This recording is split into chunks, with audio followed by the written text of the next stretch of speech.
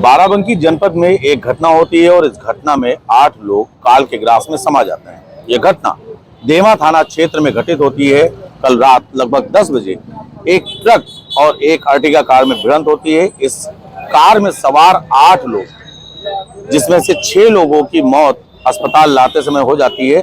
2 अन्य लोग जिन्हें लखनऊ रेफर किया गया था, उनकी भी मौत हो जाती है। इस घटना को लेकर तमाम बातें, तमाम चर्चाएं आम हैं, लेकिन इनके पीछे सच्चाई क्या है ये हम आपको बताएंगे। नमस्कार दोस्तों, मैं नीतीश मिश्रा और आप सभी मुझे देख रहे हैं द कैमरा 1999 पर। बाराबंकी में घटित हुई इस घटना ने हर किसी के हृदय को द्रवित कर दिया। इसमें मासूम की भी मौत हुई, अधेड़ की भी मौत हुई, या यूं कह लीजिए एक पूरा का पूरा परिवार समा गया। लेकिन क्या वास्तव में यह घटना सिर्फ एक दुर्घटना थी, या इसमें अधिकारियों की, कर्मचारियों की और प्रशासन की एक बड़ी लापरवाही भी थी? लापरवाही भी ऐसी कि जिस अर्टिगा कार का एक्सीडेंट हुआ उसकी HSRP नंबर भी मौजूद नहीं था। हालांकि सोशल मीडिया पर इस बात के भी दावे किए गए कि यह गाड़ी पंजीकरण नहीं था, लेकिन ARTO बाराबंकी अंकिता शुक्ला ने बताया कि इस गाड़ी का रजिस्ट्रेशन था। हम आपको पिछले कुछ समय में ले चलते हैं, जब इंडियन टीम के क्रिकेटर आकाशदीप एक वाहन चला रहे थे और उनके वाहन पर HSRP का रजिस्ट्रेशन, HSRP की नंबर प्लेट नहीं लगी हुई थी, जिसको लेकर न सिर्फ उनके वाहन पर कार्रवाई हुई थी बल्कि डीलर के ऊपर भी कार्रवाई हुई थी। जब एक इतने बड़े क्रिकेटर के ऊपर इस तरीके की कार्रवाई हो सकती है तो इस मामले में कार्रवाई क्यों नहीं? हालांकि इस पर ARTO अंकिता शुक्ला का साफ तौर पर कहना है कि यह वाहन लखनऊ में पंजीकृत था, जिसके क्रम में लखनऊ RTO विभाग के द्वारा संबंधित डीलर को इसका नोटिस जारी किया जाएगा। यह वाहन जो अर्टिगा था, यह bright four wheels mini stadium Vikas Nagar के से लिया गया था और इसका पंजीकरण वहीं से किया गया था। इसके साथ ही इस पूरे मामले को लेकर और भी तमाम बातें सामने निकल कर आई। दरअसल यह दुर्घटना जिस कल्याणी नदी के पुल पर हुई, वहां पर यह कोई पहली घटना नहीं थी। इससे पहले भी वहां तमाम घटनाएं घट चुकी हैं। वजह साफ तौर पर लापरवाही। वहां का जो रास्ता है वह पूरी तरीके से कर्व है और ऐसे कर्व रास्तों पर अंधा मोड़ स्वतः बन जाता है।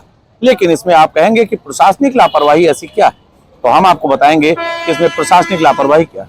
दरअसल इस पूरी घटना की जांच के लिए आज एक टीम भी वहां पर पहुंची। उन्होंने इस पूरी घटना की न सिर्फ जांच की बल्कि यह कारण जानने का भी प्रयास किया कि यह घटना कैसे घटित हुई। लेकिन उससे पहले ही हमने ये चर्चा कई लोगों से की थी कि कल्याणी नदी के पुल के पास PWD विभाग की लापरवाही ऐसी है और इसी लापरवाही के चलते आसपास में पड़े जो वहां के झंखाड़ हैं, घास फूस है, उनको साफ नहीं किया जाता। सबसे बड़ी बात, जो पुल बना है उस पुल के ऊपर जो रेलिंग लगी है उसकी हाइट भी बहुत ज्यादा कम है और उस पर किसी भी प्रकार का संकेतक नहीं लगाया गया। यही नहीं, उस रास्ते से यानी कि बाराबंकी से फतेहपुर जाने के लिए या फतेहपुर से बाराबंकी आने के समय के लिए भी उस समय भी वहां पर किसी भी प्रकार के रिफ्लेक्टर का प्रयोग नहीं किया जा रहा था, जो यातायात नियमों के पूरी तरीके से विरुद्ध है। ऐसे में इस गलती को सिर्फ मानवीय करार दे देना गलत होगा। इस गलती के पीछे प्रशासनिक लापरवाही साफ तौर पर नजर आ रही है। हालांकि इस पूरे घटना में पूरा का पूरा परिवार समझ लीजिए खत्म हो गया। इसके बाद तमाम वादे, तमाम दावे किए जाते हैं कि बड़े वाहनों पर कार्रवाई होती है। नहीं साहब, ये सिर्फ दिखावटी होते हैं, क्योंकि जिस ट्रक से यह दुर्घटना हुई उस ट्रक का प्रदूषण सर्टिफिकेट भी कंप्लीट नहीं था। खैर, वाहन का इंश्योरेंस था, लेकिन इसके साथ ही गाड़ी की फिटनेस भी कंप्लीट नहीं थी, जो साफ तौर पर बता रहा है कि ये तमाम वाहन जिनके प्रपत्र कंप्लीट नहीं है, इस सड़कों पर काल बनकर दौड़ रहे हैं, जिसका एक प्रत्यक्ष प्रमाण दिख गया। सोचने वाली बात है कि एक नया वाहन निकलता है और उसे वाहन का डीलर बिना HSRP यानी कि हाई सिक्योरिटी रजिस्ट्रेशन प्लेट के दे देता है, जबकि इसके लिए साफ तौर पर नियम है कि कोई भी वाहन बिना HSRP प्लेट से शोरूम से उतारा नहीं जाएगा। हाल फिलहाल इसमें इस घटना को लेकर जिलाधिकारी बाराबंकी का साफ तौर पर कहना है कि इस घटना में जो भी लोग प्रभावित हैं उनको नियमानुसार मदद भी दी जाएगी। हाल फिलहाल सोचने वाली बात है, किसी का तो पूरा का पूरा परिवार खत्म हो गया। जब भी कोई ऐसी दुर्घटनाएं होती हैं तो तमाम बड़े वादे और दावे होते हैं, लेकिन उसके कुछ समय बाद ही वो वादे और दावे धरातल पर नहीं दिखाई पड़ते हैं। जिस टीम ने वहां का अवलोकन किया।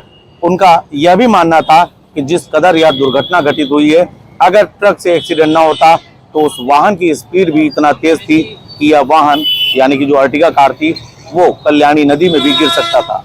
लेकिन ऐसा कुछ नहीं हुआ।